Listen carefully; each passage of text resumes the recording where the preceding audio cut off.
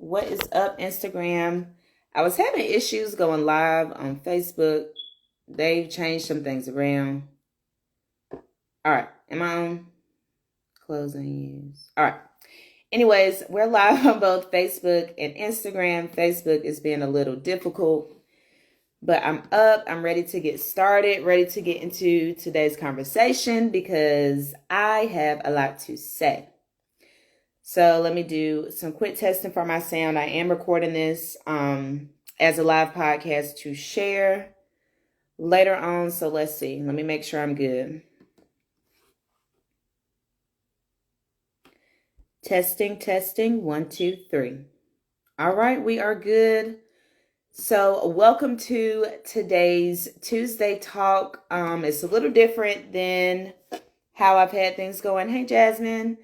It's a little different than how I've usually done it because I just wanted to come today and really just kind of have a vent session about what I've been going through these past few days. For those who don't know, I did experience racial discrimination over this week. It was on Wednesday. And I'll get more into that. My days have been off. I have not been focused or present. But it was on Wednesday, and I've been dealing with some hard emotional and mental consequences as a result of that. So first and foremost, I just want to thank my community. I want to thank my community. I want to thank my close circle of friends. Hey, TT, my sister is on here, my girl. I appreciate you. I appreciate the DMs, the comments, the texts, the phone call of people just like, girl, I'm here with you. I hear you. I understand you. And I'm sorry for what you went through, even though it's not our fault. But it's definitely something that Black women have dealt with for years. So today's talk is Confessions of a Strong Black Woman. Confessions of a Strong Black Woman. Emphasis on strong. If any of you follow me on Facebook, this weekend, I've been pretty vulnerable, pretty transparent about my emotions, my mental health, my emotional health, and just how I'm tired of being strong. I'm tired of being a strong woman. I'm tired of dealing with the pressure of society on my life. Had moments, this weekend where I just kind of sat back and just looked at everything, looked at all the areas of my life as a worker in the corporate field, my life as a wife, my life as a mother, my life as a businesswoman. And I'm just, it could be a negative mindset that I'm in right now. I don't know, but I feel like it was like a reality check for me. Like, I'm really going through stress right now, and I didn't realize it. I didn't realize how under stress that I've been. I've just been go, business, produce. Any of y'all who know me, y'all know I stay on go mode. I'm all for women's power. I'm all for mother empowerment, all of that stuff. But this week, I have really had to take a step back and really just evaluate some things. So just a quick update on the whole discrimination thing. I have reached out to lawyers. I've reached out to corporate. I've received either no response or a very vague response. Kind of like, oh, we'll look into it, or we'll reach out to her. And I will say that those responses kind of triggered in me what, I'm struggling with. So I started, I really feel like I've been dealing with spiritual warfare this week. I've had really, really strong thoughts and feelings about revenge with this woman. Like, what are my resources? What can I do to get this lady out of business?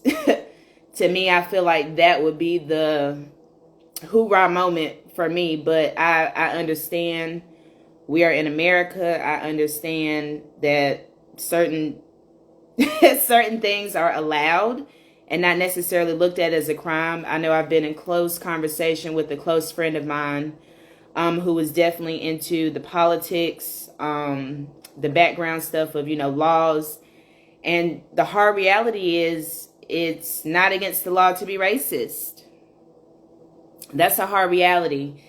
And that just put me kind of in like a sunken, defeated feeling place. Like, so here she is about to get away with this, and I'm over here mentally and emotionally struggling with, the aftermath of what happened, So during that, like I said, I had really strong feelings of revenge, to where my mind was not focused at all on life, on, getting things together for my kids, on my self-care. And I'll go deeper into that, what I was able to figure out about my self-care. But during these last few days, it has not been pretty, emotionally wise.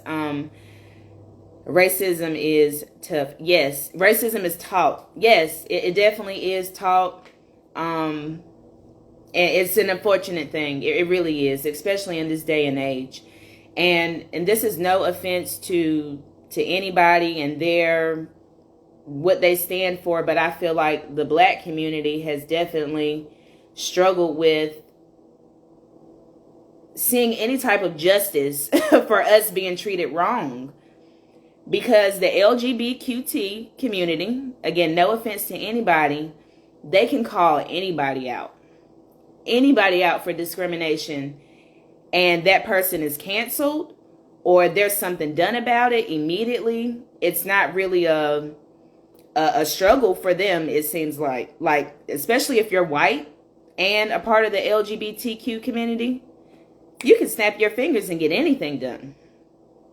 But I feel like I'm having to go through hoops and to prove that wrong happened to me, that I'm affected by this wrong, that her behavior is not right.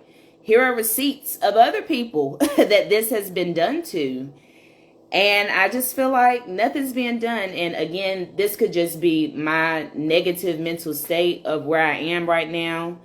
I've definitely had to refer to scripture, preferably Proverbs 20:22, about not taking revenge into my own hands and allowing God to handle it. And I'm realizing that I'm struggling with being patient. I'm struggling with waiting on God to handle it, because I want something done now. And I'm learning that that's not a reality. It's not a reality in this moment. And for my mental health, for my emotional health, I have to accept that reality. So yes, I've had feelings of helplessness. I've had feelings of doubt, like, well, did I do something wrong? Like, I've been replaying that video of the police phone call. I don't know how many times I've looked at it. I can't tell you how many times I've looked at it, trying to dissect what happened, trying to dissect the conversation, trying to see where did I go left. I've been replaying the episode over and over in my head. Like, was there something I could have done different? And this is the reality of a strong Black woman. This is the reality of what's going on in our minds, where we're in these situations where we're done wrong, or where somebody disrespects us, but we feel like we did something wrong, or we feel like, what could I have done better to change that? Or how could I have made them more comfortable? And the more that I think on it, in that particular situation, all I was doing was asking a question. All I was doing was asking for clarification. But again, I feel like in the Black community, the obvious, the bare minimum, the common sense is just not seen. Think about how many Black men, or not even men, think about how many Black people have been assaulted by police officers or killed by police officers with video footage of it happening, video footage of the person being beat or killed, and they have to go under investigation. They have to look further into it. What is there to look into for clear and apparent disrespect or harm to somebody, what is there to investigate? What is there to think about? What is there to discuss, especially when it's on camera? And that was a part of why I wanted to, go back and record her in action. Now, I was hoping that she would just comply and, give me my money for the items, but it did not go that way. But again, in the Black community, us voicing the obvious, begging the obvious, the politics of it. Yes, TT, the politics of it. Us asking for the obvious is always an argument. And I'm tired of that. I'm sick of that.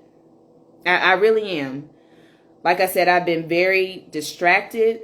On Thursday, I thought that Thursday was Monday. Like I was operating and doing things in the day as if it was Monday until I looked up like, Tari, it's Thursday. So I've been completely distracted. My mind has not been present. I've had thoughts and feelings of low value, as if I don't matter here in this world, that my existence doesn't matter, that my voice doesn't matter. I've been very frustrated with this process. I feel unheard, and I feel like, what is the point of it all?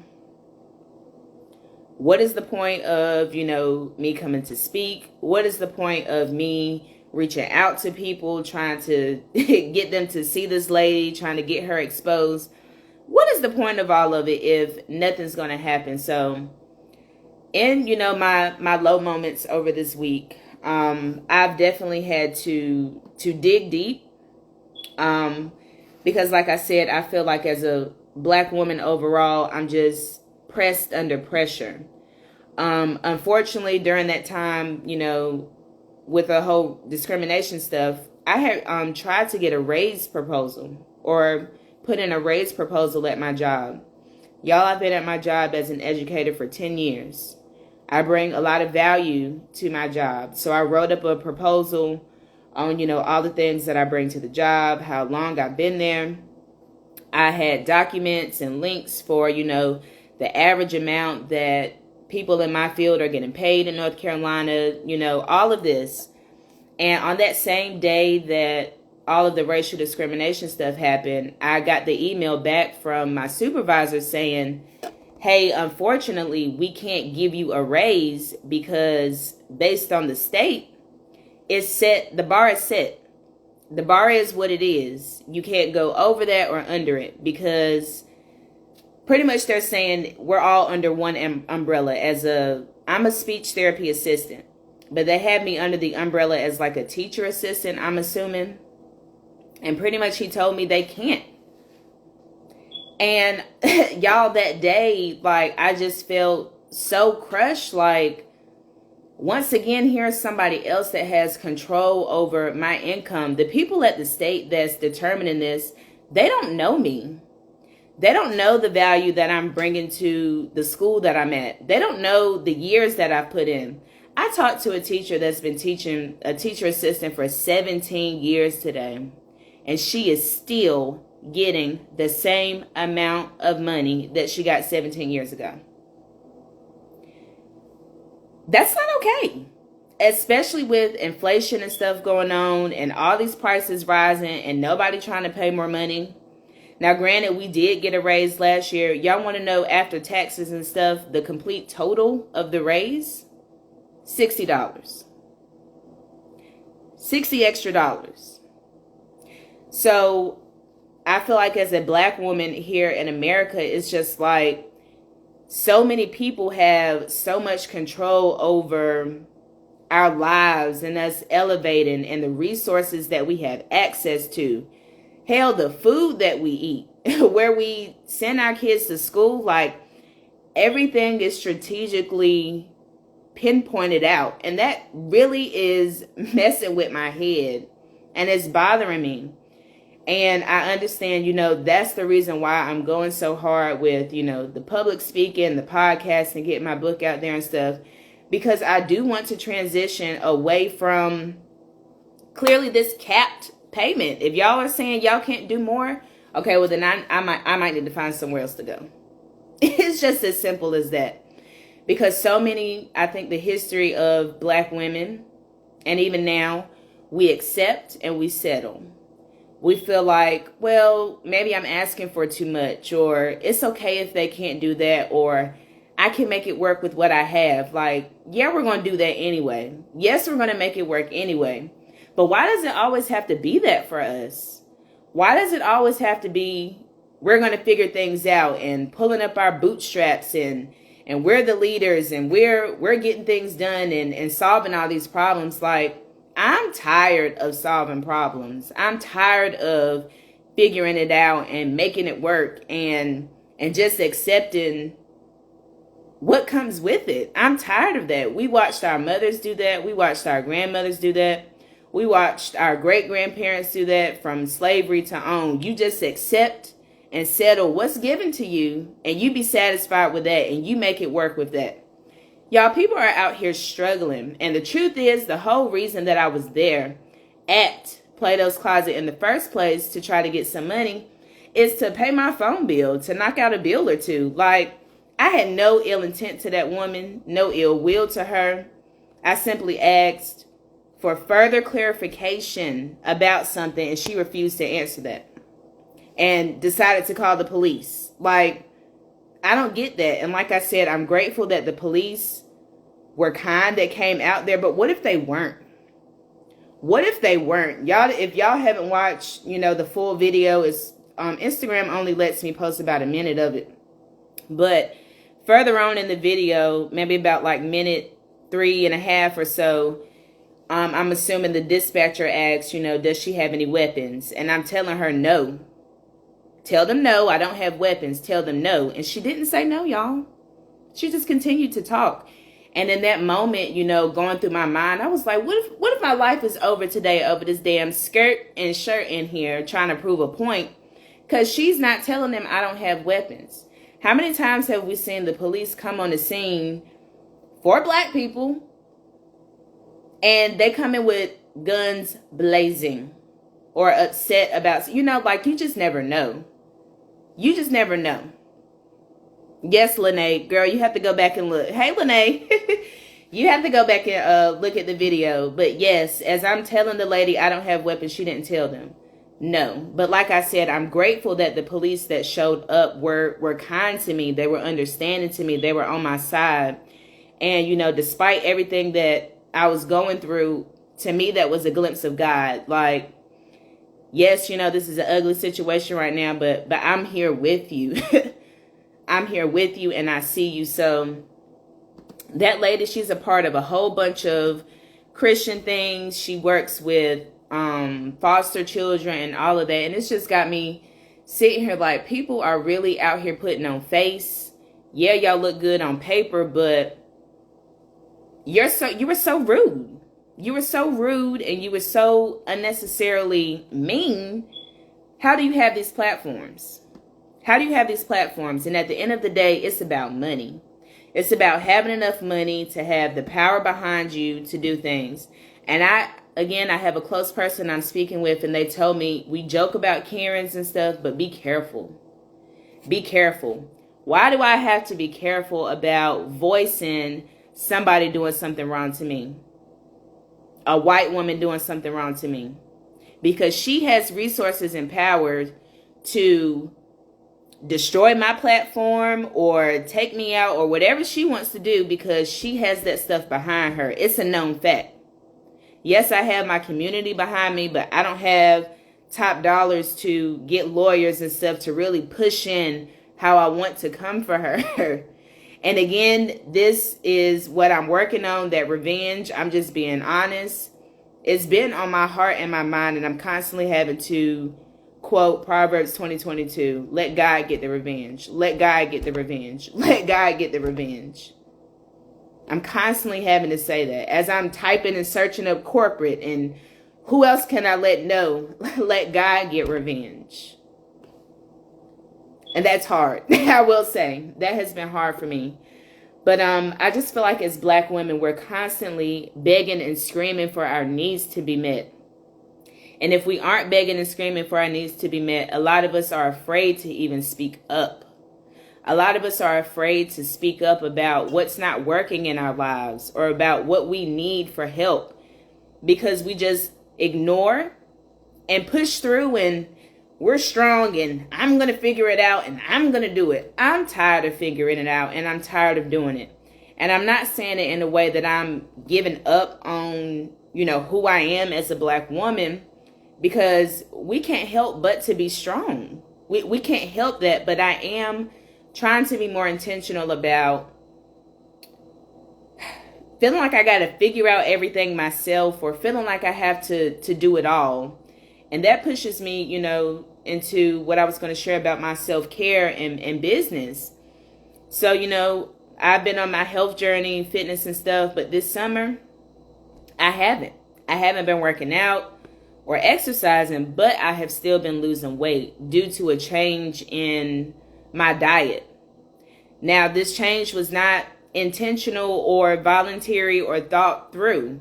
It's literally from me sitting here being this strong Black woman and doing all things business on my computer, doing research, planning, trying to record, trying to get resources out to my audience, in here rolling and baking cookies, prepping orders for cookies, in here taking care of my 3 kids, in here being a wife, in here running errands, just constantly going. And then I'm looking up like, girl, you ain't even ate nothing.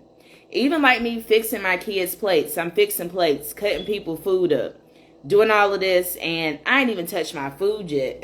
I didn't realize how stress driven that I've been, especially with, me being an educator and not being paid over the summer. All of my bills for July and August were from cookie money or from selling clothes or from a service that I provided or something I was doing. It did not come from my job. It didn't. So here I am doing all these things, trying to beat society or catch up with what society has going on or get from up under the pressure of society, the pressure of finances not meeting the bills.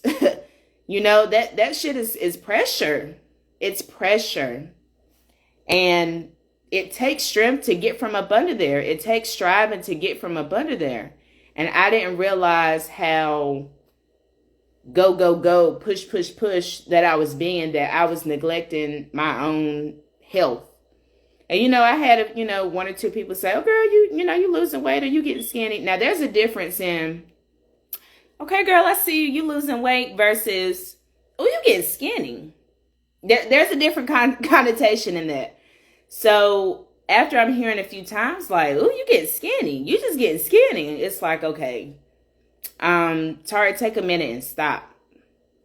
Take a minute and stop and reflect. What's really going on? What's really going on? And I had to accept that I'm not taking care of myself. I'm not showing up for myself, and I'm showing up for everybody else and trying to be strong everywhere else, and I'm not showing up for me. So, with all of that saying, I do feel stuck. I'm going to say I felt stuck here in America. Like, it's so hard to elevate, and, that's what I preach for my platform, improving our lifestyle, improving our mindsets. But, the mindset, is happening, but I'm not seeing it on the outside. I'm not seeing it yet. And I understand that there's seed and time and all of this, but your girl is getting tired. I'm getting tired. I'm getting tired of waiting. I'm getting tired of making sure people are comfortable. I'm getting tired of begging. I'm getting tired of asking for the same things over and over again and nothing being changed about it. Like, I'm tired. Thank you, Brittany. I receive it. I receive your virtual hug. I'm tired of trying to do it all. So I have a few things. I touched on a few things that helped me, but I just want to share what is helping me. Again, thank you everyone who has reached out. Some people have even shared, what they're going through with me. Like, girl, You are not alone. I feel you. I even shared a reel not too long ago. I don't know the guy's name, but he was like, Black women are tired. And I know this because they're telling me they want to be soft. Y'all, I want to be soft so bad. I want to be soft so bad. But I don't feel like we're allowed the space to be soft.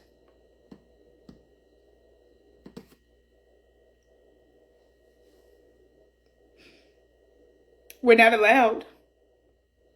Because if you're soft, then that means that you're letting people run over you.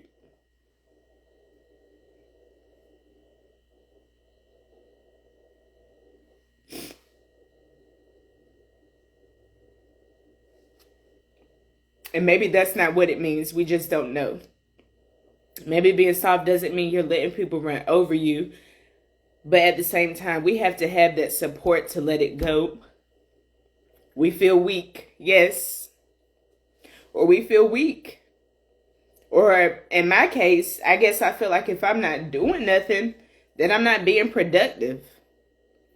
Soft for us means a sign of weakness, yes, as a Black woman. And think about, and again, this is no offense to anybody, y'all. I'm literally just talking. Think about Hispanic women and how their culture is known for being like feisty and argumentative and stuff. Some men find that sexy. Some men like a feisty Hispanic woman, right? Okay, Brittany's coming in, or a sign of laziness. Yes, as far as rest. Yes, all of that. But Hispanic women, I feel like they have a past to be this aggressive person that's speaking their needs and their wants. But anytime a Black woman speaks up for how she's hurting or for what she needs or what's not being met, it's just like, well, what's wrong with you now? Why you need that now? Or can't you figure that out or do that yourself? And it's just like, damn, I'm just asking for some help. I'm just asking for a break. And, even our Black men, I understand that they're going through their own personal things as well, which makes it difficult for them to show up for us. If they don't have the tools they need and we don't have the tools we need, and everybody's striving and trying to get out of this pressure that society has us as a Black community on, what can we do about that? They ignore us or call it nagging. Yes. Speaking up for our needs as a Black woman is looked at as nagging. Is looked at as whining. Is looked at as complaining. But if you're saying the same thing over and over again with no change, then what is that? Then what do? Just accept the no change not happening? Like, these are my thoughts, and these are things that I'm really struggling with how to approach the right way. What do you do when you're voicing your needs? And in this case with the racial discrimination, I tried to stay as calm as possible with her. I'm trying to use my professional dialect, which we do a lot, code switching, to make people feel comfortable. I'm trying to speak as professional as possible to show her, Miss, listen, whatever you think that I'm on, whatever this rah-rah you think that I'm on, I'm not trying to get there with you. I'm simply asking, what is the protocol for XYZ? And that was looked at as, oh, she's being aggressive. Oh, no, what was her word? Disgruntled. She's being disgruntled. And I looked up, I'm into words. Okay, what does disgruntled mean? That means a dissatisfied customer. Not customer, or to be dissatisfied. So you called the police on me because I was dissatisfied with the service you were given? Where does that make sense? Make it make sense, because it doesn't. And like I said, it just made me look at my life as a whole, where I'm showing up in my job. Where does it make sense that for 10 years I get paid the same amount with no room to grow? Where does that make sense? Where does that make sense? And then I have you sit in bed looking like, am I crazy? Am I crazy for wanting these things or for expecting these things? Am I asking for too much? These are the conversations and the struggles that we as Black women are dealing with on a daily basis. Then we have to show up. If you're a mom, you have to show up and be this mom while you sad as hell and stressed as hell. Y'all, I really love my kids so much because, like I said, this has been an ugly week for me emotionally. It has been ugly, but I'm grateful for me and my kids' relationship, especially my oldest son, Jameer. He kind of stepped in and helped with the kids, while his dad was at work, helping with the kids as needed. I'm grateful for my village. I'm grateful for my mother-in-law, to step in when needed with them, because I just really needed to unplug and just be sad for a moment. Like, my heart just had to break for a moment for all Black women, for today's Black women, for in the past Black women. And I was supposed to be having stats and stuff today, but I just decided I'm just going to come and talk. I'm just going to vent. But there was a book I read, We Should All Be Millionaires. And in the second chapter, she goes through the history of laws that have been put in place against Black women specifically. Did y'all know that our salaries are based on our race, on where we live, on our weight? That blew my mind. So if you're fat, they dock your pay, or something that it was pretty much saying as a law. As a Black woman, if you're in the LGBTQ community, your pay is affected. There's like this formula that they come up with. I didn't know that, I'm not sure the year, but I didn't know that in the past, women couldn't open bank accounts unless it was with their husband, unless they were married. We just experienced the Roe versus Wade change, where now women, can't make choices about their bodies as far as their babies. And they're trying to do more about that. So it's just like, what's the agenda here? What is the agenda? Because I don't understand. I don't understand. Why is there so much hate? Why is there so much specificity about who can do what? There's so many resources here on this earth, not just America, on earth. Why do people have to be greedy? And only these people can have this and those people can't have that. Who determines that? And I will say, me as a Black woman, I don't know nothing about politics. I don't know nothing about laws. I'm learning all that stuff now. But I'm just realizing, yes, Shaina, to keep us suppressed, I'm just realizing the power of these laws, y'all. We need to, yeah, we woke, but I wouldn't even know where to begin to fight against the law or do something about a law. I know they say to vote, and to me that feels like the bare minimum of what can be done. I'm looking for some discussion boards, like panels and stuff, to get on and speak and really making a difference, because what is going on? What is going on? At this point, I feel like we're being exterminated or something. Like, I don't get it. I don't get it. So I'm getting off track. I was supposed to be sharing what helped me. Thank y'all for being patient and supportive with me as I'm talking through this. But my number one scripture is Proverbs 20:22. Do not take revenge into your own hands, but allow God to get the revenge himself. The revenge belongs to Jesus. Revenge belongs to him, because he can do it in a way that's going to fix her heart, or break her heart, or mend and mold her heart in the way that it needs to. Because racism is a heart issue, period. Racism is a self issue, and like my friend Titi said, is learned. It's learned. Somebody learned that and taught it, and transgenerational trauma, you pick that up, that torch up, and you are continuing to run with it here in 2022. So I'm trying to keep in mind, God, you can handle revenge so much better than me. So much better than me, because you see the heart. All I'm seeing is the outside. A rude white woman. That's all I see. That's all I see. But I'm trusting that God sees more than that. Because at the end of the day, she's still his child. She's still his child at the end of the day. And at the end of the day, if I bring harm to her or hurt to her or going on for this revenge, it puts me right in the same box as her. And it messes up any blessings that God has coming for me because I'm not honoring his word. That's hard. That's been hard for me. Another scripture that has helped me is Proverbs 20:3. And it talks about the wise avoiding a fight is a mark of honor. Fools like to fight and argue. So I don't want to be a fool.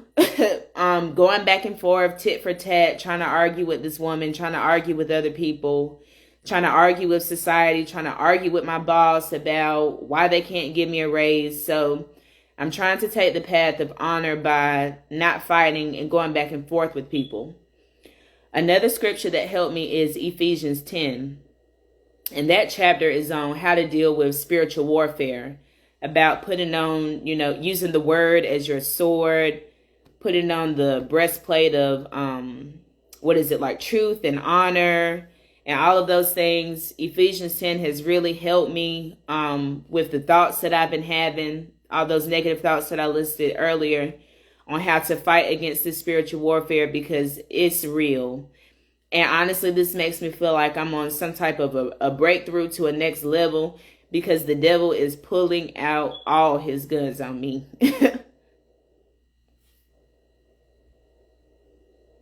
All of them.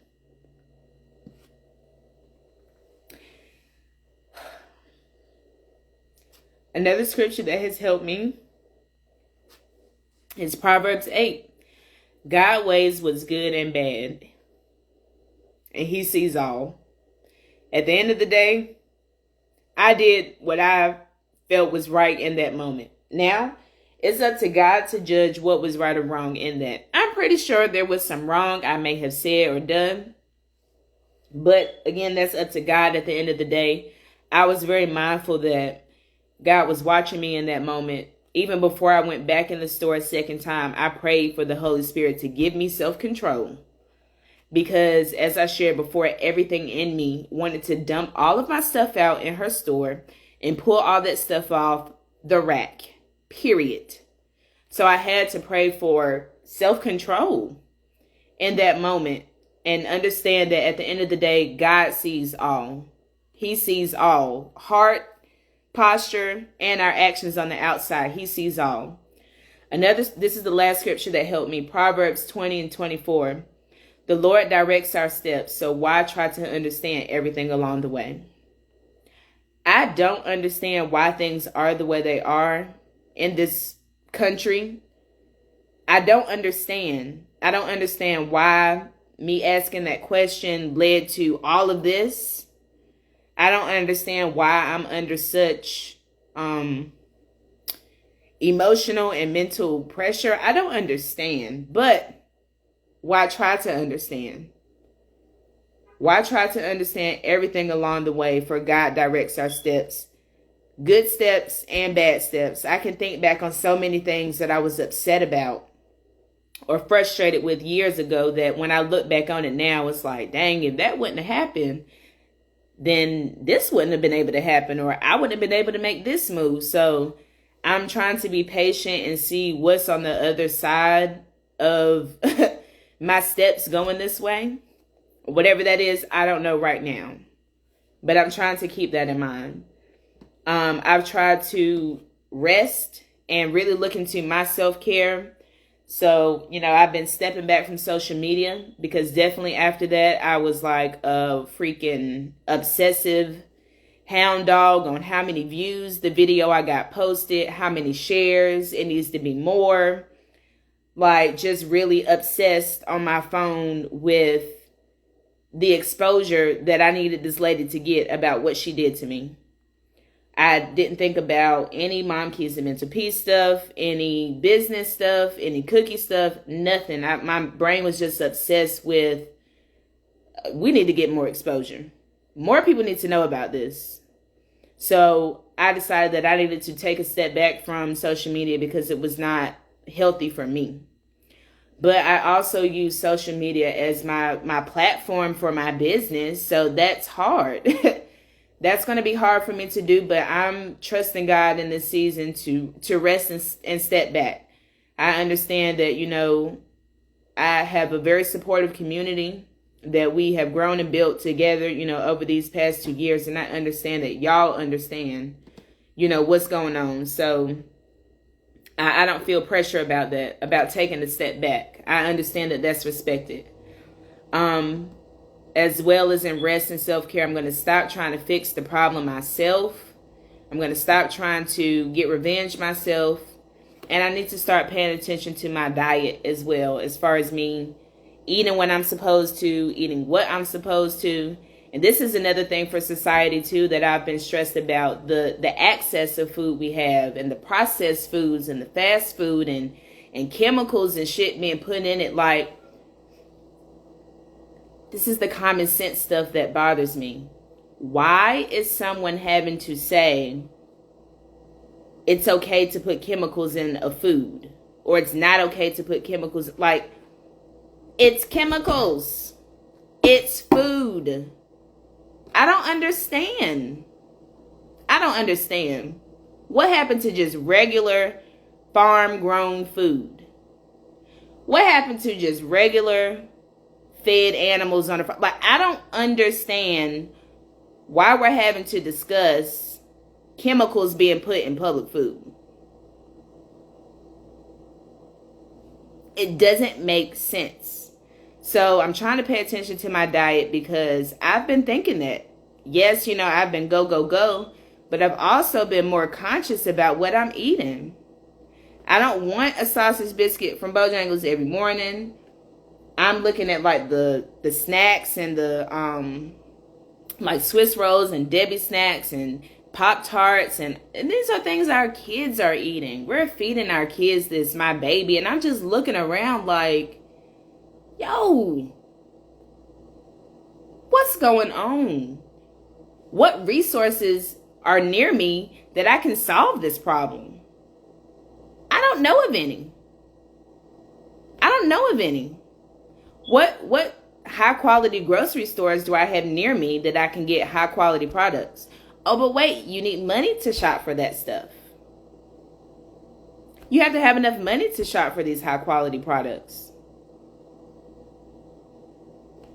Where are those resources? Because I don't have them. But again, I'm trying to pay attention to my diet. I'm trying to pay attention to what I'm eating and how often I'm eating. Brittany says the chemicals alters our moods. Yes, it alters our moods. Ain't no telling what's going on the inside of our bodies. And these are the things that I used to think were normal. I used to think it was normal to have diabetes. Like, oh, that's just what happens when you get old. No, it doesn't have to happen. It's from our diet over time.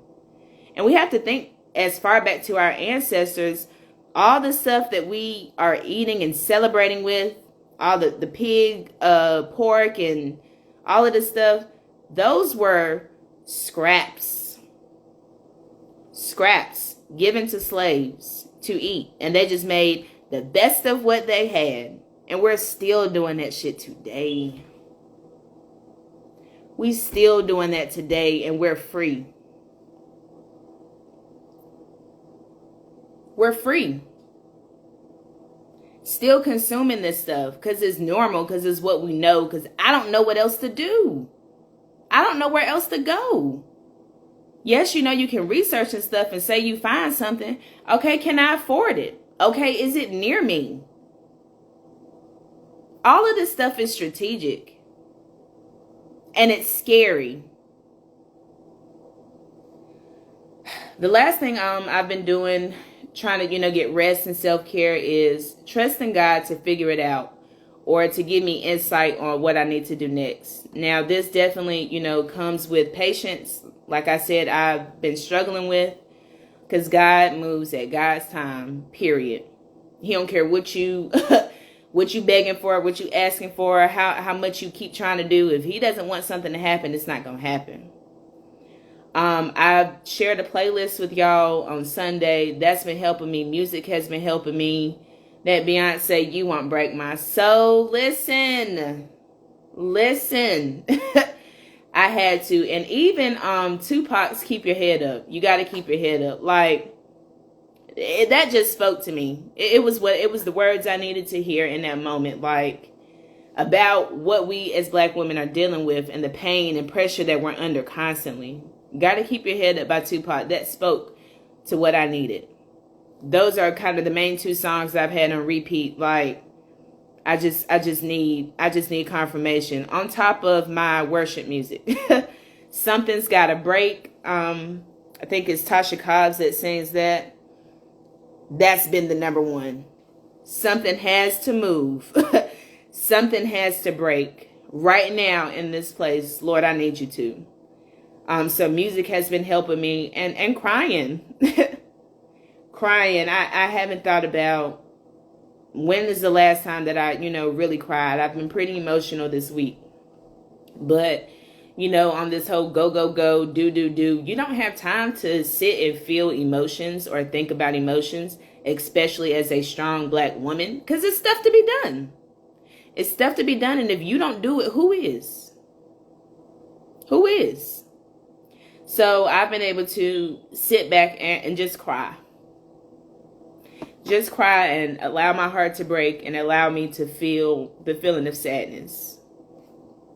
Because that's where I am. My community has helped me. Talks with, close people in my circle, being able to vent and say what I want to say, how I want to say it to them. That has been helpful without judgment. It's only but so much I can say, on this platform, because it's the internet, people use stuff. But like my true core feelings, I've been able to share that with my community, and that has helped me. Y'all know what I mean. For what I really wanted to do and say. But that has helped me. But also my community has been able to give me sound advice. Sound advice and get me back mentally on track. Because like I said, I was freaking losing it. The thoughts and stuff that I was having, it was like, this not you. This not you. So I'm grateful for my tight-knit circle for helping me. I don't want to hold these feelings and thoughts in my head. I understand that's not healthy. And I'm glad that I have a space to be honest. So that's all I have for y'all today. I appreciate y'all for listening to me, for being with me. I'm praying for y'all. I appreciate y'all for praying for me. I understand we're all going through right now. We've been going through. If you need to take a break, if you need to stop being strong, please do. Please do. Please do. You don't got to be Big Mama out here doing everything. We all know a Big Mama that has ran herself into the grave, doing everything for everybody. I'm releasing that. Or doing all the things and running all around and not taking care of herself. I'm done. I'm releasing that. I'm releasing that. So I invite you all to join the Mom Keys to Mental Peace community. This is definitely what I'm all about, is how to push through these hard mental spaces as a woman, as a mom, because it is hard. And I'm trying to, get things together to where we have more of like talks together where like we can talk back and forth besides just, our lives. But if you have not signed up, please join our community, the Mom Keys to Mental Peace community, so that you're connected, for when those things come out. Again, I love y'all. I appreciate y'all. I'm praying for y'all. Thank you again for tuning in with me. And I pray y'all have a good night.